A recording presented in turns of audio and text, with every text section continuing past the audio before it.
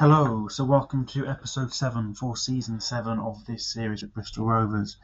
A little bit later in this update, it's the 14th of September, but we have had the end of the summer transfer window.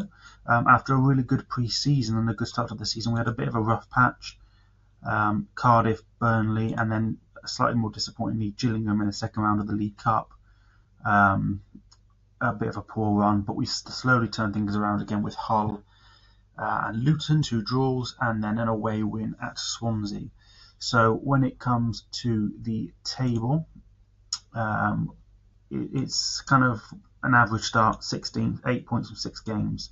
A win in our next game might actually push us up towards the playoffs. We've got a couple of games in hand over some of these teams. So a reasonable start, really. When it comes to the recruitment, if I take you to the transfer history. Okay, so transfers, I'll take you back to the end of last season. So obviously Lennart Karl came in from Bayern's second team, a bit of a shock signing. He has since been injured and apparently is considering his career because the injury was so severe. So that's going to be an interesting one to follow. 2 permanent signings, Jay Grogan, a young Australian right back who we're hopefully going to send out on loan. Isn't quite ready for the first team yet, but might feature from time to time. And then a permanent signing of Arthur Okonkwo, Wrexham's starting goalkeeper we've bought in and has started all 8 games for us as our first choice. And then 2 loanees, a Colombian, Jon Arreola, on loan from Stockport. No, he's loaned out to Stockport, so that's a bit weird. I think he's coming in permanently and then we've loaned him out.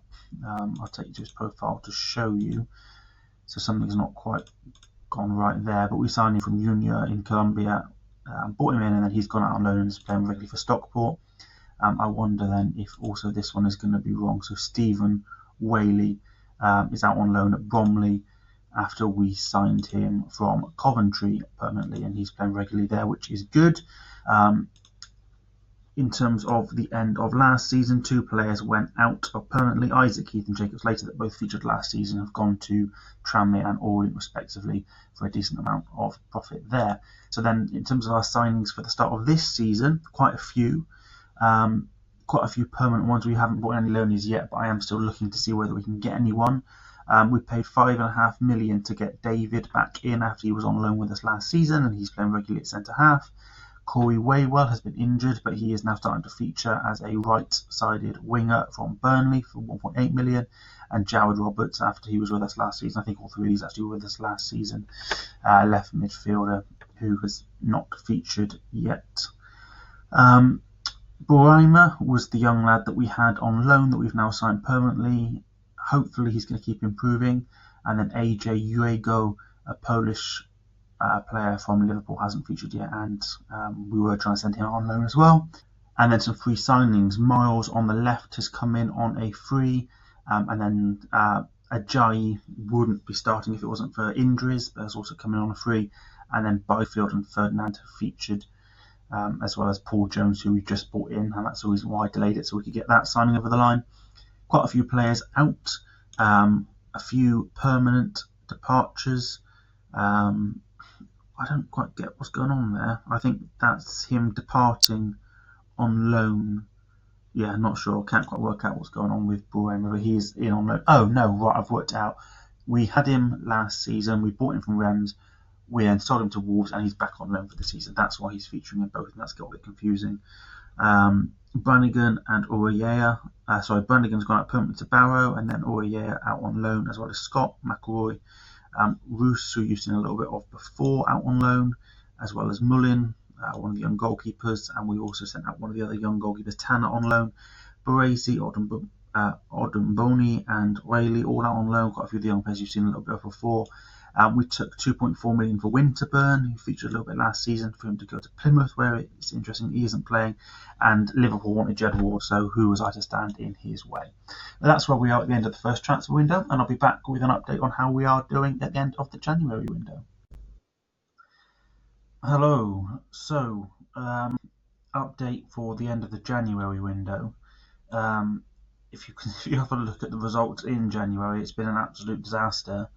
But actually, as you may have caught a glimpse of just a second ago, that has taken us from literally being top of the championship at the end of December to just outside the playoffs. Now, there is a big reason for that, a really significant reason for that. And if I take you to our transfer history, you'll see that we have, in this window just gone, not been able to bring anyone in, but lost Rocco Simic. I didn't realise he had a release clause, so that one's partly on me, but he's gone off to Al Waheda.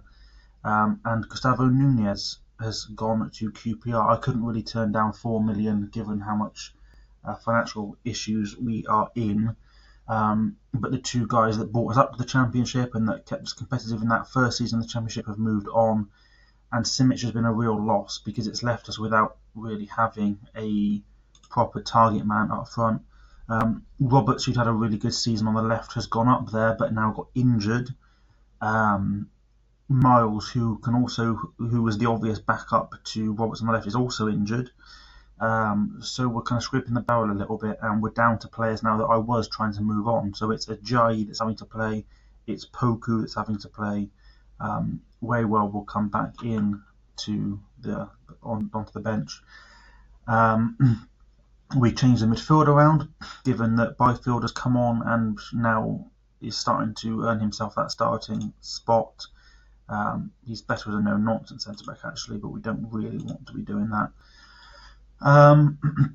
So that's where we are. It's not looking great. I did try and bring in a couple of players to come in up front as that number 9, but I think this is going to be a season where we just have to try and maintain a bit of rhythm.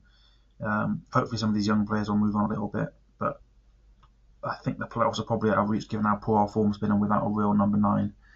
And without being able to bring anyone in, there was no one that was interested that we could bring in, loan or permanent. So that's the update at the end of January, and I'll be back at the end of the season to show you how we finished this championship campaign. Hello, it is the beginning of May, so we have reached the end of the season, and as you can see in the bottom right of your picture, we finished 7th. Above City and in 7th. I think we'd have probably taken that come the start of the season. I'm really pleased with that, I think, to be honest. We were right in the hunt for the playoffs. We lost the final 2 games, which allowed QPR to pull away. But all in all, I think we got to be reasonably happy with that, particularly if you look in the top right-hand corner, and you'll see that we were right in the FA Cup in the end of April. And that's because we went on quite some run. So starting in January with the FA Cup, we beat Colchester in extra time in a bit of a thriller that we should have won more comfortably than we did. Before we beat Barnsley away in the 4th round. Then we had Boston at home in the 5th round, which was an unbelievable draw, and we beat them comfortably with our second team. Before a win over Man United on penalties at Old Trafford, which was certainly nice in terms of money coming in, and then a semi-final defeat at Wembley.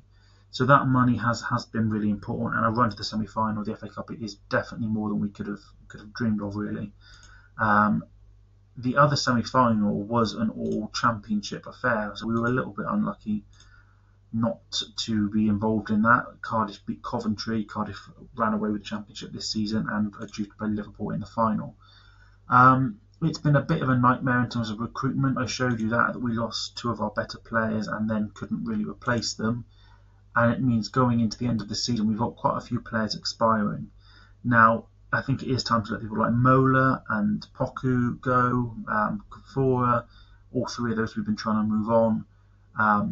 Aluko, I wouldn't mind keeping around if we can, because he's got some improvement that he can still make, and he's fairly useful in terms of the positions he can play. Abbott has been injured for most of the second half of the season, but he's definitely someone I'd like to keep around. And then, given his age, McCann can move on, as can James, and Smith did play semi-regularly, but right back is definitely an area we need to improve. But it's these 2 really. It's Devine, and I think it's Aluko and Abbott that we want to keep, really, and we just haven't got the money to keep them.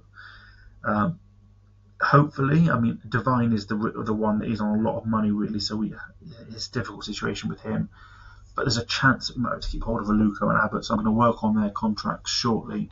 Abbott in particular, although I have tried to offer them money, but we just don't have the money to offer them.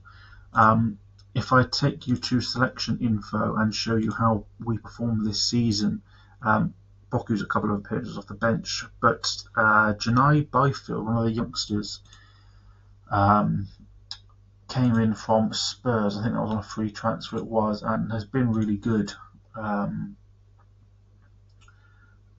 So he is definitely going to be someone that keeps growing into the future. Only 23, worth quite a lot of money, and has cemented his place this season. Mukasa is probably our best player. I think we've learnt that this season in terms of his ability and what he's offered. David is definitely in that. And actually, Demola Ajayi was a bit of a surprise in that he really very much did take over after Simic left. 14 starts, 11 goals was a really good effort from him, and that was what kept us chasing those playoffs after a really difficult January. Roberts has kind of grown into that position as well. He was originally playing on the left. But that's where we are for the end of this season. We go into the 2032-33 season with definitely some hope that we can reach the playoffs and start to hopefully work our way up towards the Premier League. But that will be it for this episode for this season. If you have enjoyed it, please do leave a like. I'm always happy to see comments when we get them, and subscribe, ready to see the next episode.